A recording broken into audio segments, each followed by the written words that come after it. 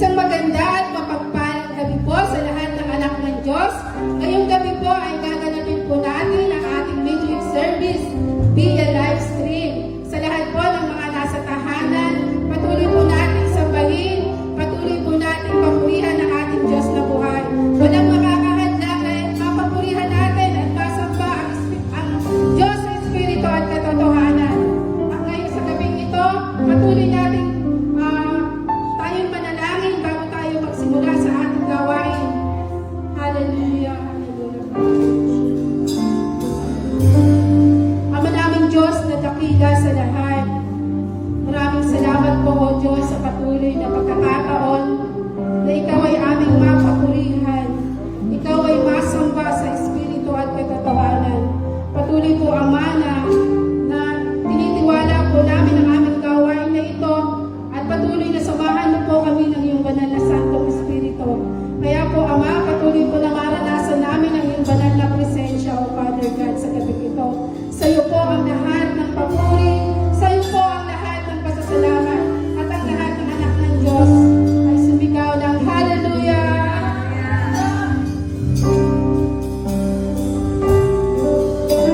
Sige po,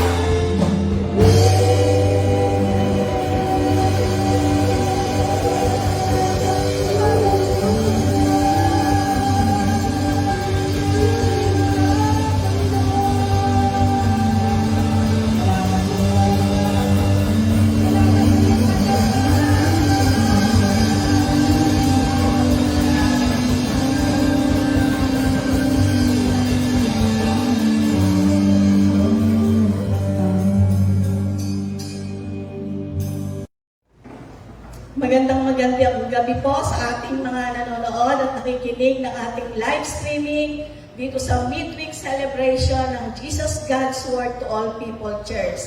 Ngayong gabi po ay pagkaaralan natin kung paano po bang ang Panginoon ay nakikinig at tumutugon sa ating mga panalangin. Ang pamagat po ng ating pag-aaralan ay Prayers Answered. Prayers Answered. Pero bago po tayo magsimula, tayo muna po ay manalangin. Dakilang Diyos, ang makapangyarihan sa lahat, Ikaw po ang aming sinasamba, Ikaw ang aming kinikilala na on top of everything, O God. Salamat po, O Diyos, at hinihingi po namin ang iyong gabay, ang iyong patnubay para ngayong gabi, pangunahan mo po kami sa aming gagawing pag-aaral. Ikaw po ang magpaunawa sa iyong mga anak, sa kanilang mga puso at isipan, kung papaano ang mga gusto mong mga salita lamang ang maipahayag sa gabing ito. Salamat po, O Diyos, itago mo po ako sa iyong likuran at ikaw lamang ang manguna sa aming pag-aaral ngayong gabi. Salamat po, O Diyos, pagpalain mo po ang iyong mga anak at ito po ay aming hinihiling sa pangalan ng iyong anak na si Jesus. Amen. So, prayers answered. Paano po bang tayo ay nananalangin at paano tayo ay dinidinig ng ating Panginoon? Sa ating pong banal na aklat ay marami pong itinuturo na may mga tao na ginagamit ang Panginoon at maraming pinagpakitaan ng mga hiwaga at mga himala ang ating Panginoon kung paano sumagot siya sa ating mga panalangin. Halimbawa po, number 1, si Moses. Paano po ba ginawa ng Panginoon kay Moses? Sabi po sa Exodus 15:24 to 25. So the people grumbled against Moses, saying, "What are we to drink?" Then Moses cried out to the Lord, and the Lord showed him a piece of wood. He threw it into the water, and the water became sweet. Hindi po ba? Moses led the people para po makatakas sa pag-aalipin sa kanila ng mga taga-Egypt. So, ang ginawa po niya, tinangay niya yung mga tao, isinama po niya, naglakad sila sa wilderness, at dumating po sila sa point na wala silang makain, wala silang mainom. So, umiiyak ang mga tao at sinasabi, "Dinala mo ba kami dito, Moses, para kami uminom ng tubig na maalat?" So, ang ginawa po si Moses po ay nanalangin ng taimtim. Nanalangin siya sa ating Panginoon. At ang ginawa po ng Panginoon, binigyan siya ng piece of wood. Yung piece of wood po na yun, ginawa niyang instrumento para iligay sa dagat. At ang tubig ay naging matamis at naging inumin ng lahat ng mga tao. So, that's number 1. Kung papaano ang Panginoon ay tumutugon sa mga taimtim na panalangin. Number 2, Gideon. Sabi po ng Judges 6:39 and 40. Paano po bang nanalangin si Gideon? Tingnan po natin, nakakatuwa po si Gideon eh. Then Gideon said to God, "Do not be angry with me." Sinabi po niya, "Do not be angry with me." Dahil alam po niya na yung hinihingi niya ng mga display of miracles, yung mga display of mga pangyayari, sinaalam po niya na labag yun sa kagustuhan ng Panginoon. Kulang siya sa pananampalataya dahil yung una hiniling niya yung fleece, yung balat ng hayop, hiniling niya na iyon ang mabasa, tapos binasangan ng Panginoon yun at yung paligid ay tuyo. Binaligtad naman niya yung kahilingan niya. Yung fleece naman ang basa at yung baligtad po, yung fleece ang tuyo at yung paligid ang basa. Tingnan po natin sa Judges 6:39 and 40. Then Gideon said to God, "Do not be angry with me. Let me make one more test with the fleece. This time make the fleece dry and the ground covered with dew." That night God did so. Only the fleece was dry, all the ground was covered with dew. So, ganun po siya. Alanganin po siya. Sinagot na siya ng Panginoon, pero hindi pa siya nagtitiwala. Binaliktad na naman niya yung hinihiling niya. Kaya ibinigay pa rin po yun ng Panginoon. Sa kabila ng kanyang walang pagtitiwala sa ating Panginoon, binigay pa rin po niya ng Panginoon to be sure sa mga ipinapanalangin niya. Number 3, Samuel. Ano po yung nangyari kay Samuel? Tingnan po natin sa 1 Samuel 7, 9 to 10. Then Samuel took a suckling lamb and offered it as a whole burnt offering to the Lord. He cried out to the Lord on Israel's behalf, and the Lord answered him. While Samuel was sacrificing the burnt offering, the Philistines drew near to engage Israel in battle. But that day, the Lord thundered with loud thunder against the Philistines and threw them in such a panic. Then they were rooted before the Israelites. So ganun po tinulungan ng Panginoon ang nananalangin sa Kanya. Kung paano po nanalangin siya, tinugon siya ng Panginoon. And number 4, si Hannah. Hannah, sa 1 Samuel 1:27, sabi po dito, I prayed for this child, and the Lord has granted me what I asked of Him. So, pinanalangin po ni Hannah, kasi po ang istorya nito, si Hannah ay wala pong anak. Pero yung kanyang asawa, nagkaanak sa ibang babae. So, ang ginawa po ng babae ngayon, pinagtatawanan niya si Hannah, lagi niyang kinakantsawan, at palagi niyang kinukutya dahil nga wala siyang anak. Alam niyo po si Hannah, nagpunta siya sa templo, kumikibot-kibot lang yung uso niya at umiiyak siya, nananagoy at nananalangin sa Panginoon. Wala po siyang sinasabi. So napagkamalan pa nga siya nung prophet, napagkamalan po siya na siya'y lasing.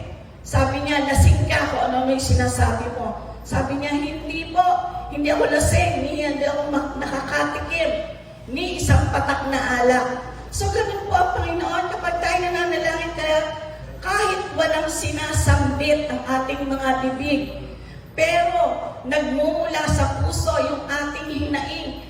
Ganun na lamang po kasidhi ang kanyang panalangin na magkaroon siya ng anak. So sinunod po, binigay ng Panginoon sa kanya. Sabi niya, I prayed for this child, and the Lord granted me what I asked of Him. Di po ba napakaganda?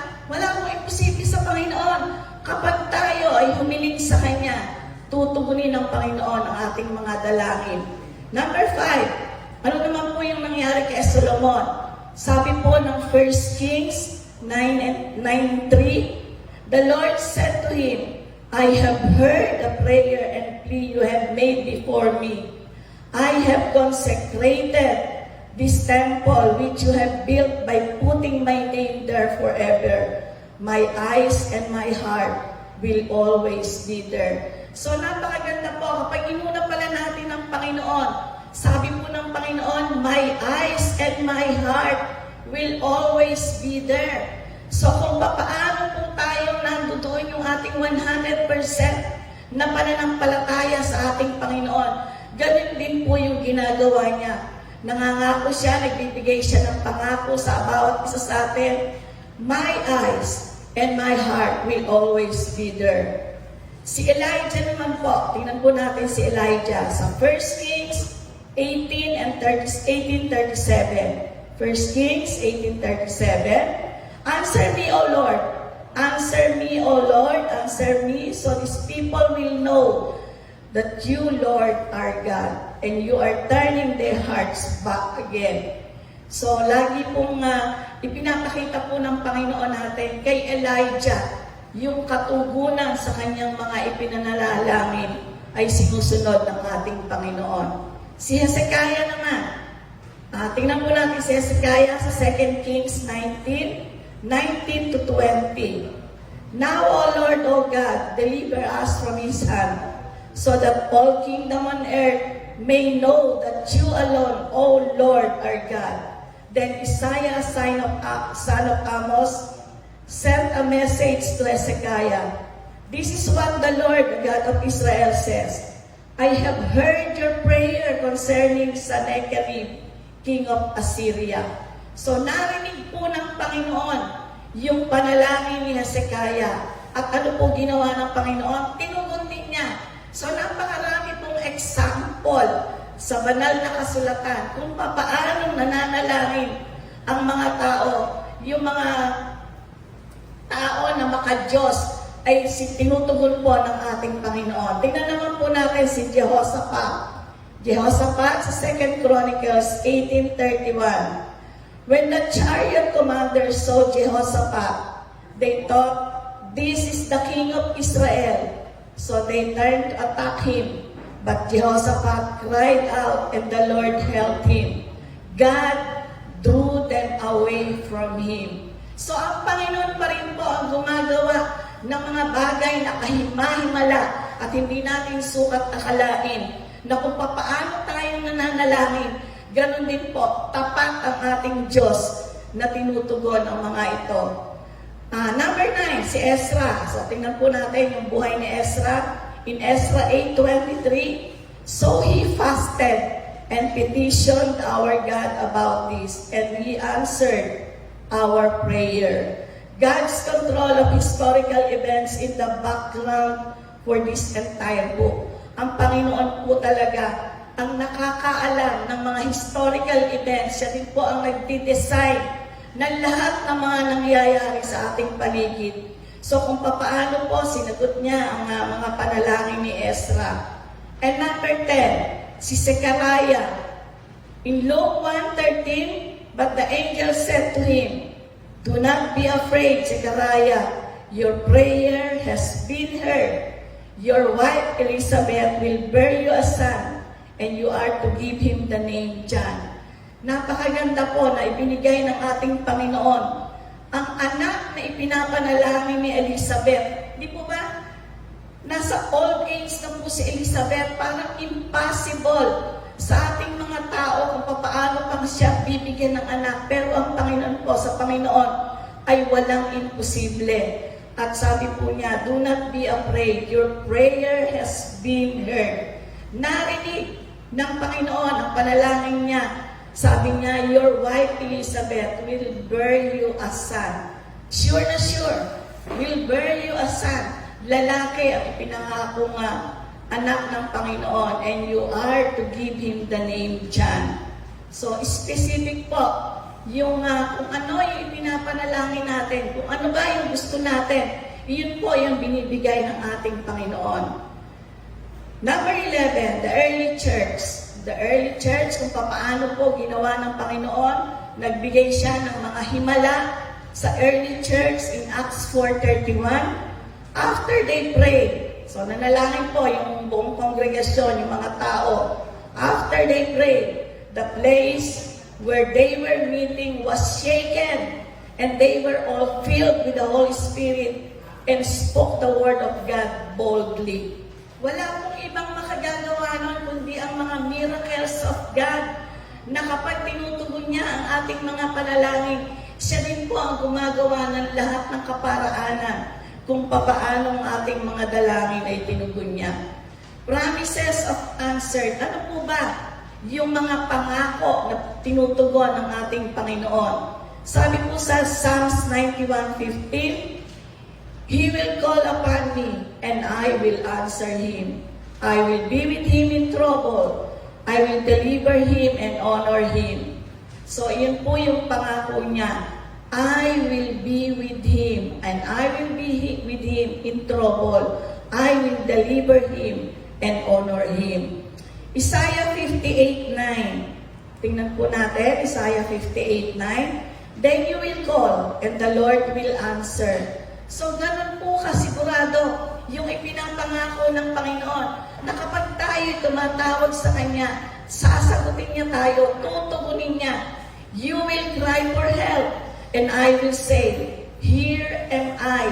Narito ako, sabi ng Panginoon. So, dapat po ba tayong matakot kung may mga pinapanalangin tayo na alam natin hindi tayo narinig ng Panginoon?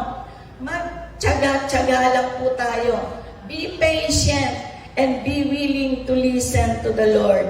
Sabi niya, "Then you will call, and the Lord will answer. You will cry for help, and He will say, here am I."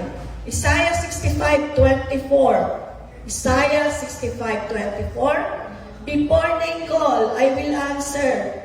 While they are still speaking, I will hear." So, hindi pa pala habang nagsasalita pa lang pala tayo, dinidinig na tayo ng Panginoon. Ano yung gusto nating sabihin sa Kanya? Ano yung mga pinapanalangin natin sa Kanya? Tinutugon po tayo ng Panginoon. And Jeremiah 33:3, call to me and I will answer you and tell you great and unsearchable things you do not know. So ito po yung ating direct line with the Lord. Hindi na po natin kailangan ng load. Hindi natin kailangan ng malakas na internet connection. So tandaan lang po natin, ilagay natin sa ating puso at isipan. Jeremiah 33:3, call to me and I will answer you and tell you great and unsearchable things you do not know. So, Zechariah 13:9. Zechariah 13:9. This third I will bring into the fire. I will refine them like silver and test them like gold. They will call on my name and I will answer them. I will say they are my people and they will say the Lord is our God. So napakaganda po. Kung tayo may mabuting ugnayan sa ating Panginoon, kung meron tayong malinis na puso, kung tayo ay tumatawag sa Panginoon wholeheartedly, ang Panginoon ay nakahanda na tumugon sa lahat ng ating mga dinadalangin. Hindi pa po tayo nagsasalita. Alam na ng Panginoon yung nilalaman ng ating puso at nakalaan ng Diyos na tumugon sa ating mga sinasabi sa Kanya. Luke 11:9. This verse is written in red. Ang ibig sabihin po nito, ang Panginoong Jesus ang nagsasalita. Sa Luke 11:9. So I say to you, ask and it will be given to you. Seek and you will find. Knock and the door will be opened to you. So napakadali po nito. Sabi natin, manghingi lang tayo at ito ibibigay sa atin. Hanapin natin at ating makikita. Kaya pala yung mga bagay na ipinapanalangin natin sa Kanya, hindi pa natin totoong hinahanap. Dahil ang sabi po ng verse na to, ask and it will be given to you. Seek and you will find. Knock and the door will be open to you. Paano tayo ina-expect ba natin na makakapasok tayo sa bahay na gusto natin puntahan? Na hindi tayo kumakatok? Sabi, kumatok at ikaw ay pagbubuksan. Ganun po yung pangako ng Panginoon. So kung nakikita po natin ang ating mga panalangin na hindi tinutugon ng ating Panginoon, baka hindi pa natin totoong hinihingi. Baka hindi pa tayo nananalangin ng taos-puso sa ating mga gustong mangyari. John 15:7, again, this is written in red. Sabi po ng John 15:7, if you remain in me, and my words remain in you, ask whatever you wish, and it will be given to you. So, napakadali pong unawain.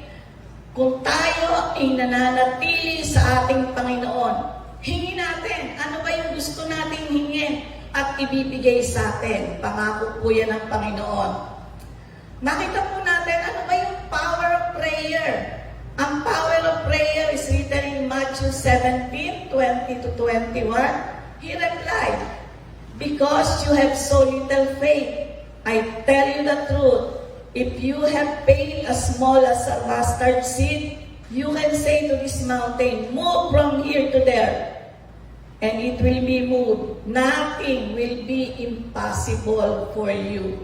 So yun daw bundok. Gabundok ba yung problema natin? Gabundok ba yung discouragement natin? Gabundok ba yung ating kawalan ng pag-asa? Yung mga gabundok na ating mga suliranin na yan.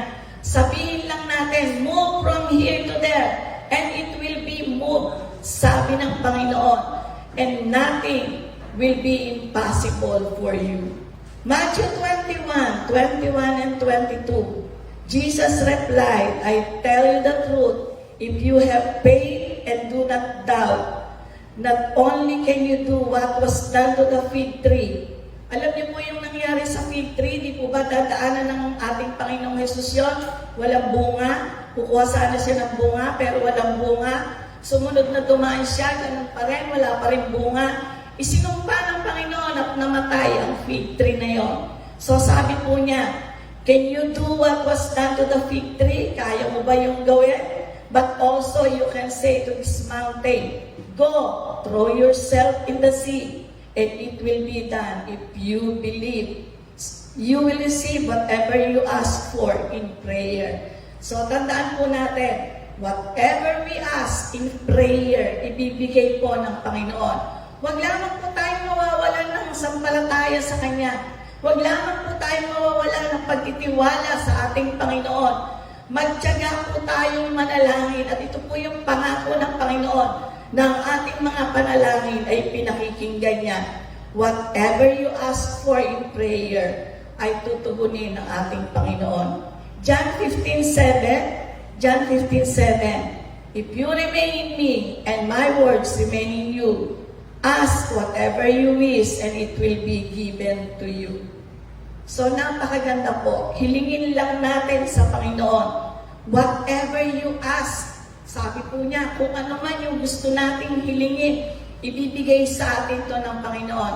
Of course, tayo pong mga Kristiyano, alam po natin, yung hinihiling natin sa Panginoon, yung mga posible na hinihiling natin. Hindi po natin hihilingin sa Panginoon na tayo maging presidente ng Pilipinas dahil yun ay imposible. So kung hihilingin po natin, ano lang yung mga possible na pwede nating hilingin sa Panginoon, ibibigay niya sa atin yun. Basta mananatili lang tayo sa Kanya.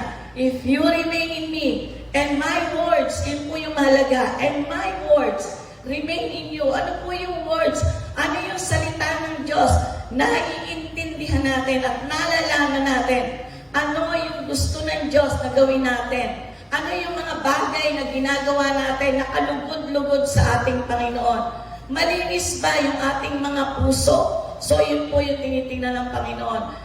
The Lord God is looking at our hearts. So sabi po, if you remain in me and my words remain in you, ask whatever you wish and it will be given to you. Ano po yung ating conclusion sa lahat ng ating mga napag-aralan, sa lahat ng mga panalangin na ibinigay ng mga great men of the Bible? Pinakita po sa atin yung mga examples ng mga nanalangin na tinugon ng ating Panginoon. At tandaan po natin, God is the same yesterday, today, and tomorrow. He keeps His promises. Ang Panginoon po ay hindi nagbabago kung paano niya tinugon yung mga dalangin ng mga tao na nakasulat, nakatala sa ating mga Biblia. Hanggang ngayon po, hindi siya nagbabago. Pareho pa din po siya. God is the same yesterday, today, and tomorrow. And He keeps His promises. Ano po yung hamon sa bawat isa sa atin? Ano po ba yung desires ng ating mga puso? What are the desires of our heart? Ask God in prayer and He will answer. So kung ano po yung mga desires ng ating mga puso, tayo po ba ay may mga suliranin? Tayo po ba may mga problema? May mga relationship problem po ba tayo? Sa ating ama, sa ating ina, sa ating mga kapatid, sa ating asawa, sa ating pamangkin, anak, o kung sino pa man. Ano ba yung desire ng ating puso? Ano ba yung iniiyak ng ating puso sa ating Panginoon? What are the desires of your heart? Ask God in prayer and He will answer. Tayo po'y manalangin. Salamat po, O Diyos. Salamat sa iyong mga katuruan.